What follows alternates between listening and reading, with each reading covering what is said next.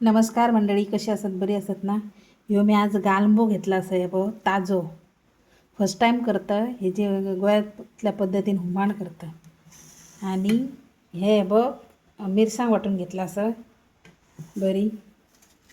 ह्यो कांदो, मिरची आणि टमॅटो. आता बरी त्याची कढी करून घेते. चला मंडळी, तेल घातला असं आहे मी इथून. हे बघ त्यात कांदो घालून घेऊ.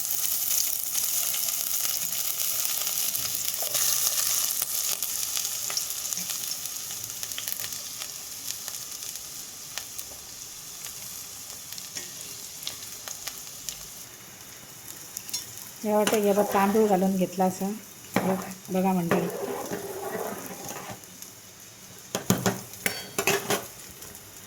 आणि हे मासे घेतलं असं हे आता क्लीन करून जाईल. तुम्ही हे माशाक काय म्हणतात तर कमेंट करून सांगा मंडळी. भाजून खाऊक बरे लागतं हे. आणि ह्यो मी फर्स्ट टाईम घेतलं असं तुम्ही खाल्ल्यात काय? आम्ही एका गालबो म्हणतो सुको करून त्याची कढी करून खाल्लो आम्ही. भाजी परतो गालबो भाजून चटणी करून. कांदो आता हे आमचं बेस बरं झालं भाजलं बघा मंडळी. पाऊस मस्त लागलो आहे मंडळी. आता त्याच्यात घालून घेऊया तो गालबो.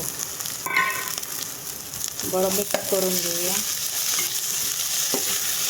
शिजासाठी थोडा मंडळी पाणी घालून घेऊया. हे ऊब येईली ना रोकडा जाता नाही मंडळी बघा. तर त्याच्यात टोमॅटो घालूया, नरम जाऊन जाऊ बरं.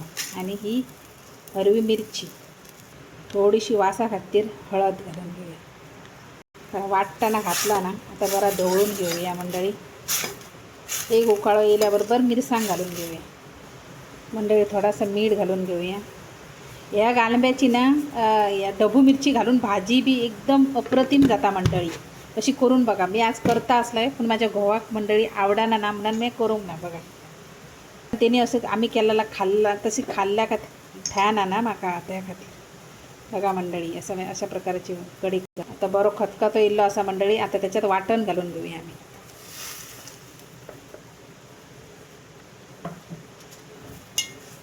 बरी ढवळून घेऊया. बघ मंडळी कसली अप्रतिम दिसता. आता आपण कितक्या जाया ना जाड पातळ तितक्या पाणी घालून घेऊया मंडळी. चला थोडंसं पाणी घालूया. नमस्कार मंडळी, हे बघ आपली कढी झालेली आहे.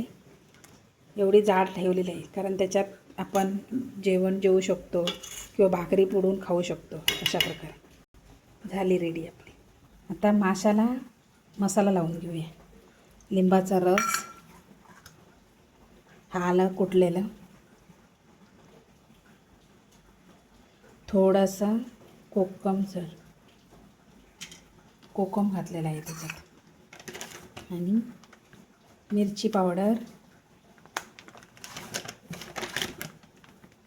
आणि हळदी पावडर.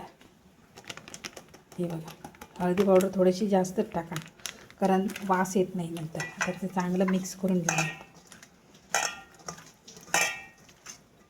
थोडंसं हे मीठ पहिल्यांदा लावून मी ठेवलेलं क्लीन करून ते आता धुवून घेतलेलं आहे.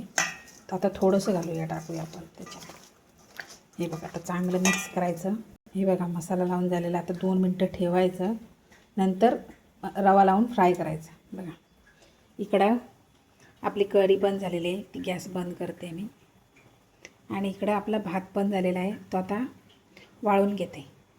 जर तुम्हाला माझा व्हिडिओ आवडला असेल तर लाईक, कमेंट, शेअर, सबस्क्रायबर करायला विसरू नका. आणि प्लीज तुमचं प्रेम द्या मला. खरंच एवढंच मागायला आहे.